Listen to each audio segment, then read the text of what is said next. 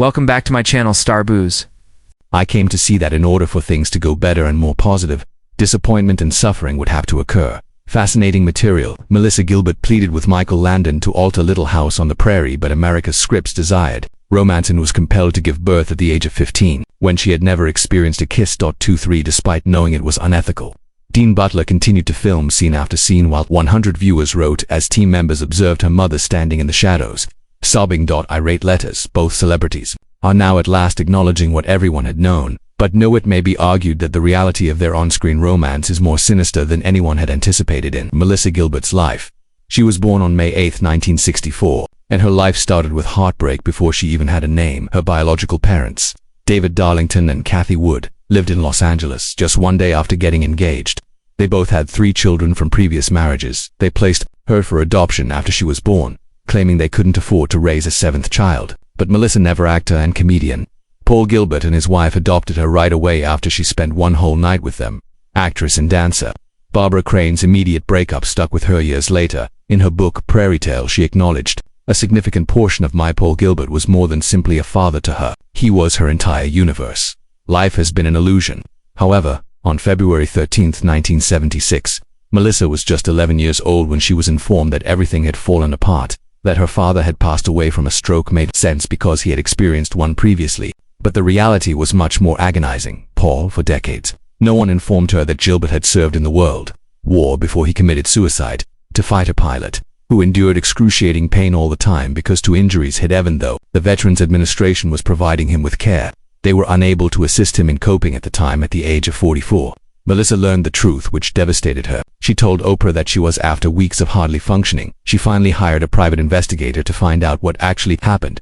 Answers she required in order to comprehend why the one person who had prevented her from being unwanted had abruptly disappeared, and nobody had been honest with her despite the fact that she was adopted. Melissa had a career in Barbara Crane. Her adopted mother was Harry Crane's daughter, the man behind The Honeymooners and the concept of celebrity roasts. Harry helped reimagine the Dean Martin show, had contributed to the Golden Globes, Emmys, and Oscars, and he was a titan in the society Melissa would grow up in was formed by early television. And Barbara also had a job in entertainment, indicating that Melissa grew up in a household where television scripts were used, and the showbiz atmosphere permeated every aspect of her existence, including the red carpets, which weren't out of her grasp. Jonathan Gilbert was another child that Paul and Barbara adopted in 1967. Years later, in 1975, Barbara and her second husband, lawyer Harold Ableys, had a daughter, Sarah. The 3 Sarah and Melissa Jonathan's children became TV celebrities. Melissa didn't only she achieved her renown before turning 5, and she was already doing one of the most well-known ads she appeared in was for an Alpo dog in 1977. Gilbert and Lauren Green had a natural chemistry in the food advertisement. Showed her raving about Fluffy, her dog, receiving a blue ribbon at the age of 9. Melissa Gilbert, then 5 years old, entered a casting room with over 500 hopeful girls and departed with a life-defining position. But it was early in 1973. NBC conducted a countrywide hunt for the ideal young actor to portray Laura Lestott. When Melissa arrived and started her screen test with Michael Landon in a new pilot, something went wrong.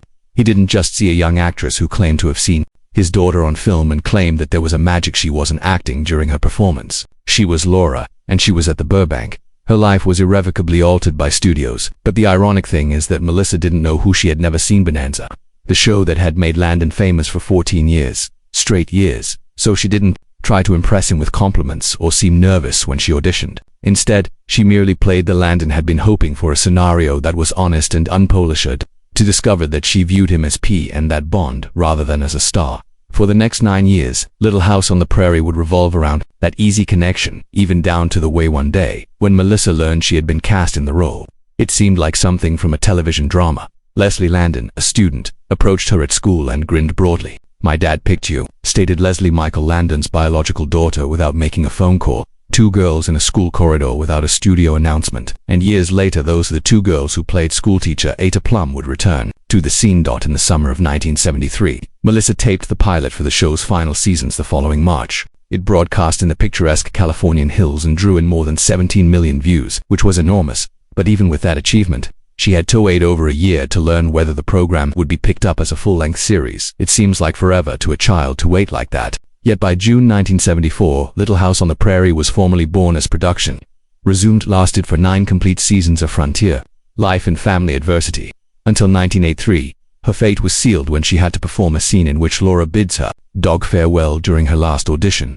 Was difficult, filled with tears and pain, and Landon was intently observing. In the end, she moved him, causing tears to well up in his eyes, something that few adult actresses could accomplish. Alone, a youngster, it was unadulterated feeling rather than technique or training, to be honest. He realized that day that she wasn't merely portraying Laura less, she was her for ages. Between the ages of 10 and 19. Melissa was growing up in front of more than simply a character at its height. The show attracted over 20 million viewers nationwide. Every week, millions of people watched her lose in the living room of America. Puberty and baby teeth growth are captured on camera without a child there. History has never been observed so intently for such a long time. It was a national event rather than merely a spectacle. While the majority of children were riding bikes or engaging in other activities, one episode at a time, Melissa was preparing the camera at daybreak and learning lines for her schoolwork. But school continued, and instead of going to a regular classroom, she learned on set, where tutors would come in, providing brief targeted teachings in between takes in order to comply with state education regulations. Was difficult, but it succeeded. She and the other young players created a close-knit group of children who lived in two different worlds. Despite having a busy schedule, Melissa managed to find time to film parts that demonstrated she wasn't a one-show wonderer. In 1979, played Helen Keller in The Miracle Worker at the age of 15, which was a powerful and emotive, and she was nominated for an Emmy for the role of an A year later. Another nomination, another emotional performance by Frank, and these weren't simply. She mastered all of these adorable child roles, which included some of the most challenging young characters on TV, while still filming Little House. But Melissa's story isn't about the fame notwithstanding the accolades. It's the extent to which she embodied Laura less. The character didn't simply remain. Laura's ideals, hardships, and resilience were portrayed on film as being a part of Melissa's identity. She claimed that Little House was more than simply a work. It was a part of her early years. By the end of the show, there was no distinct barrier between her family and her entire universe, between her own self and her role. The persona raised her when Dean in season 6 of Little House on the Prairie, Butler played Almanzo Wilder. At the age of 23, Melissa Gilbert Laura Ingalls was just 15 when she played, so an 8-year gap might not seem like much now, but in 1979, it felt like a canyon. In fact, the Grand Canyon Edge Gap Canyon, for a program that ran during Family Hour and took delight in this combination of good narrative, made people wonder, not just the audience. However, in the cast itself, Melissa was still a high school student, and the Dean was not. Despite attending college, they were still expected to perform love sequences with sweethearts. Emotional intimacy, a first kiss that is broadcast for millions of people to see. Maker's choice caused tension and unease that never really. When she first learned that Dean had been cast, Melissa didn't keep her feelings to herself. She described the explosion of her emotions as a perfect storm of anxiety and disappointment. She had imagined acting in opposition to someone her own age, filled with rage and sickness. Instead, they introduced a man with stubble, a man she would be able to relate to, who understood what it meant to be a teenager, anticipated to kiss. But in the show, that wasn't about acting. It was genuine. Titled Sweet 16, Laura and Melissa shared their first kiss. It wasn't only without any dates or prior experience. This was her first kiss on television. Nothing but a film team, bright lights, and around 100 people could prepare her for it. As the cameras rolled, Dean Butler saw that people were staring, and he acknowledged that he was really anxious. Even though she was only a young child, was difficult because he was aware that this type of casting would never work in Hollywood today and would be rejected right away. However, it occurred at the time and became one of the most talked about events in the history of the show. What made it even what transpired off-screen was more difficult. And Barbara believes Melissa's mother stood. Barbara sobbed as she watched her daughter lean in for the kiss behind the cameras. She wasn't proud. It was a difficult time and her young daughter was growing up in public, but Dean recalled it on a set with a grown man in front of the world for ratings. It's evident from his later memoir, Prairie Man, that Barbara disliked when the kiss occurred. Her opposition of the notion of him being cast changed to sadness, saying that she couldn't stand to watch me kiss her daughter. Melissa, while doing everything she could to escape it, she pleaded with Michael Landon, the show's guarantee. It just be an embrace for the creator to switch scenes. Desperate to stay, she would ask within her comfort zone, yet the scripts continued to appear scene after scene, kiss after kiss. Scene. And she had to do the role each time, even when she was ill.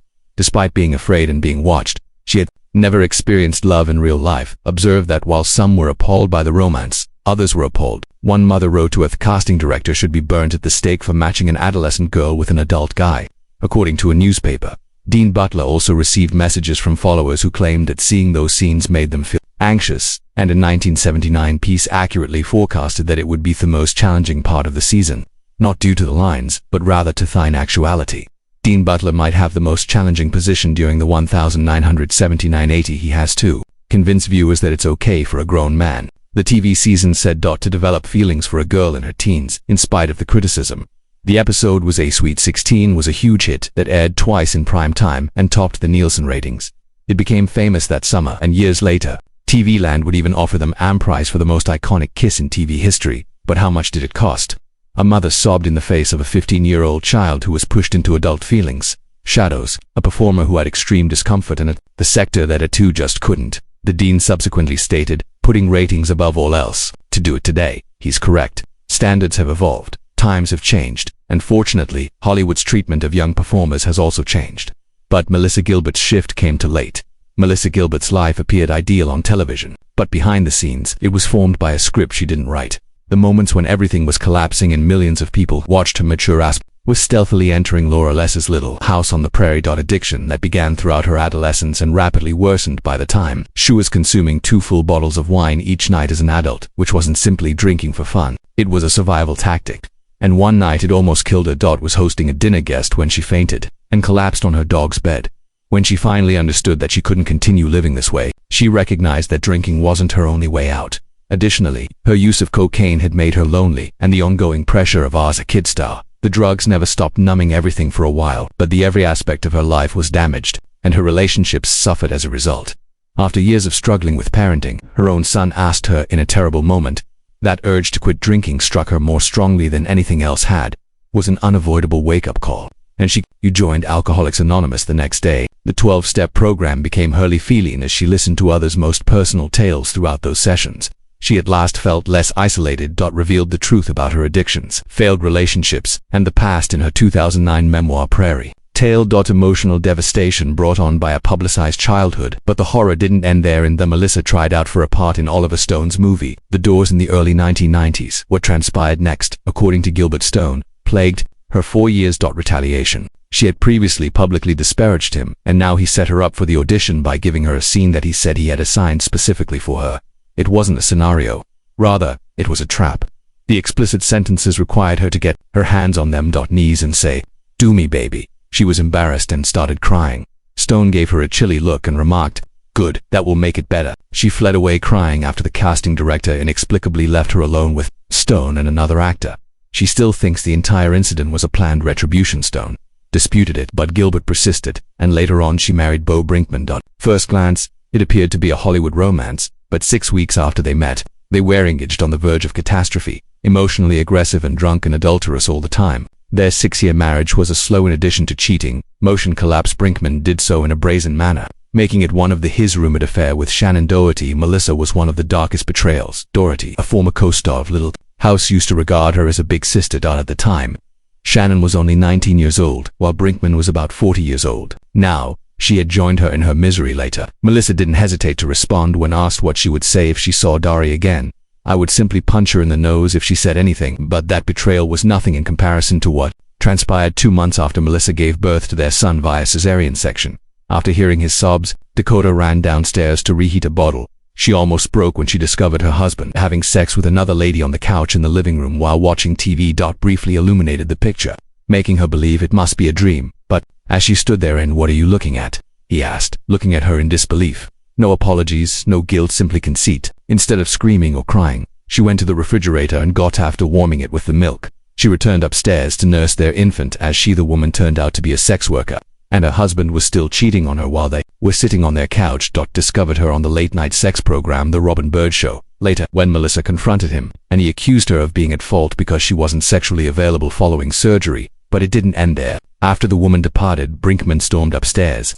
"What's the matter?" When she attempted to keep their newborn quiet, he yelled and pushed for a fight. He said, "Yeah, what's your problem?" When she expressed her disbelief that he had brought a hooker into their house, hadn't stopped there. He accused her of being self-centered, held her responsible for his career's stagnation, and when she told her mother about her pregnancy before telling him because he couldn't be reached, she was emotionally punished. He ignored her for 3 days and completely missed their baby shower. Because he was on a Melissa Gilbert's life didn't just develop, it took unexpected turns due to her drinking spree. Daring leaps and unexpected falls. Yet her story remained profoundly after 2 unsuccessful marriages and decades in the spotlight. She discovered that she was a human at 48. His name was Timothy Buss, and they had known each other since they first met. Other for more than 2 decades, meeting on sets and at business gatherings. but never as greeter than co-workers who had changes in late 2012 as a result of the holidays they received after becoming engaged on April 24, 2013. They were wed in a low-key, romantic wedding. She wore a striking strapless dress in red rather than white at the San Isidro Ranch in Santa Barbara. Gown by Morgan Le Fay at the time. Busfield had 3 children, while Gilbert had 2 sons of his own. They were merging lives rather than beginning anew, although this time Busfield offered her something she had never had before, and Gilbert felt different. Collaboration with someone who encouraged her and believed in her. In 2018, they relocated to upstate New York, far from the bustling city of Hollywood, where they still reside. "Working side by side is my favorite thing in the world," she remarked. However, Gilbert plunged into the maelstrom before finding calm, and in 2000, she was chosen 1 year later. She shocked everyone by being the 3rd member of the Screen Actors Guild Board of Directors. The grueling election that saw the first woman elected president of SAG was Gilbert received 12,280 votes, while Valerie Harper received 2,763,010,692, or between 45.3% and 39.4%. The division of the union under former President William Daniels stunned Hollywood insiders. Gilbert pledged to lead the 6-month-long protest against advertisements in Hollywood history in 2000. Fix the chaos, and she succeeded in doing so in March 2002. This time, she received 21,351, over 50% of the 37,742 votes, reached a record number of ballot returns, peak of 41.4%. From 2001 and 2005, when she was president, she spoke with senators, governors, and mayors, and she vigorously advocated for performers' rights. In December 2001, she was appointed vice. Suddenly, the former Laura Les actress was one of the AFL-CIO's presidents, one of America's most influential labor leaders. And then, just when everyone believed they understood her, she stunned them. Once more on August 10, 2015, when Gilbert, then 51, declared she was a candidate for Congress in Michigan's 8th District, not California or New York. She had barely been in the Republican stronghold for 2 years when the response was as soon as her opponent's team accused her of tax evasion. They disclosed that she owed $360,000 in federal taxes and $112,000 to California, which is about. She acknowledged that she owed $500,000 in unpaid taxes, which she attributed on a combination of divorce, career setbacks, and the effects of the recession, was following a payment schedule, and the campaign continued until May 24, 2016, at which point she abruptly withdrew in 2012 due to pain rather than politics. She sustained a concussion and whiplash following a fall on a balcony while dancing on Dancing with the Stars. Collapsed at her home in Studio City, with injuries that doctors said never entirely healed. Her right hand had become numb, and she required surgery to treat 2 herniated discs, with no other Democrat on the ballot. Her neck ached and her arms shot with anguish. The contest was done when departure gave her Republican opponent the victory.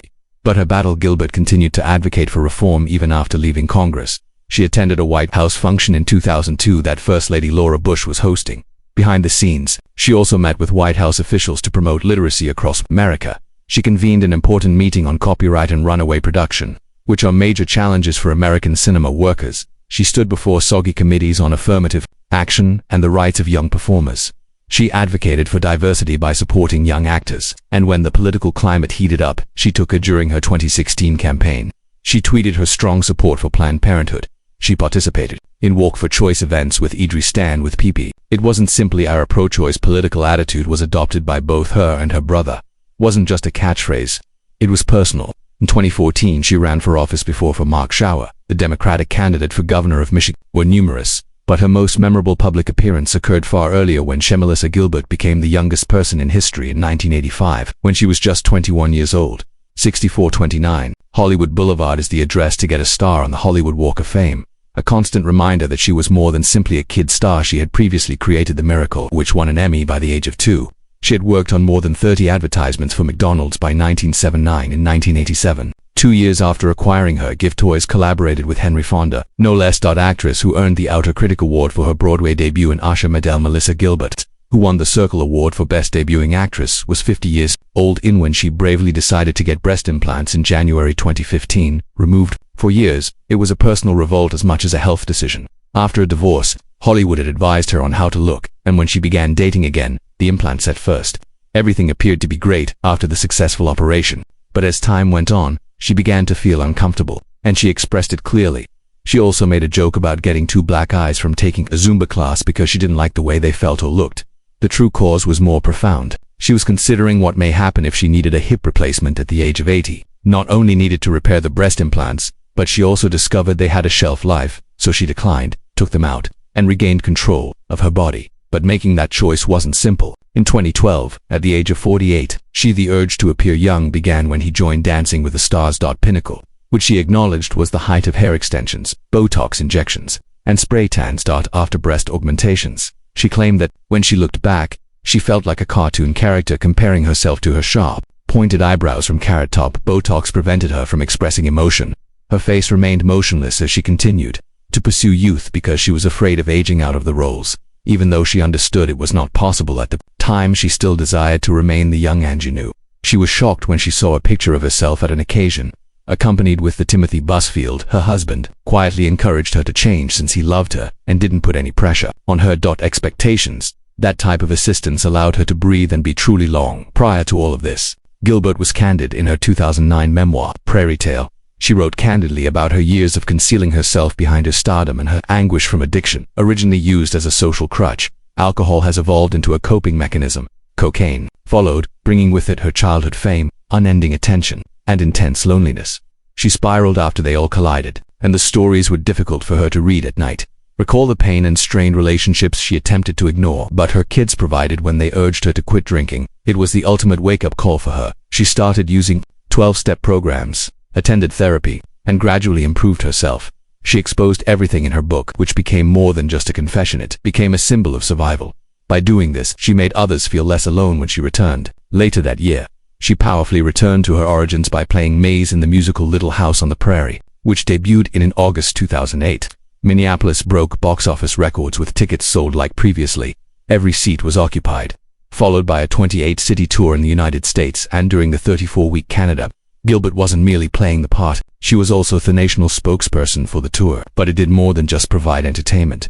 Returning to their partnership with Habitat for Humanity, the cast worked to construct homes in every city they visited. Gilbert's return to Little with the Seeing Eye, a program that trains guide dogs house, was about rediscovering the basic principles of life, not about nostalgia. The path she went on was reflected in the show Family Honesty Strength. On Dancing with the Stars, she displayed the same perseverance. While finishing fifth, her run was Maxim Sarovsky. Her companion was a fiery and intense individual. Didn't always get along, but they had genuine chemistry and nobody could predict how far they would go, which made each week seem like a cliffhanger. Even if she danced through an April concussion, 2012 might have eliminated her, but she took a day's rest and continued on.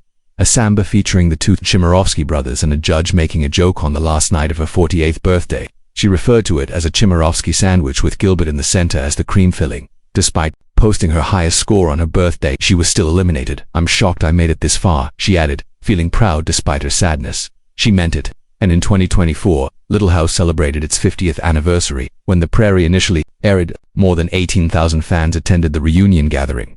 Dean Butler and Melissa Gilbert entered the stage together, rather than Laura and Almanzo, but they shared experiences as buddies who had grown up in the spotlight. Behind the scenes tales and discussed how the program influenced them.